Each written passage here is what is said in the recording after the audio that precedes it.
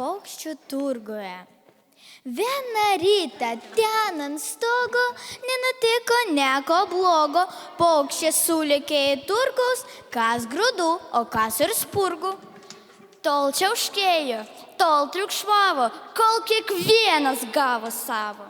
Šarka pirko tarką, strazdus tvirtą lazdą, o zylė su dagiliu pirko metrą kirmėlių. Varnas pirko beržo vantų ir giros be konservantų. Gandras 3 litrus varlių, marinuotų didelių. Kregždė pirko juodą fraką, papūgėlė punksnų lako ir oželė kvepalų.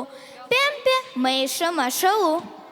Susidėjusios per pusę, 2 keliukės pirko musę. Antis apkepa bulvinis, o varnėnas vieną vynę, sakė, inkilą taisys. Trypčiojo balta žąsis ir visai nepirko nieko, nei kukulio neslėko. Barė tik visus griežtai, nes jai stogas per aukštai. Mat užskristi nestengė ir todėl jie turgaus vengė. Ir nusprendė, bus dvasinga. Turgus tik prašiokams tinka.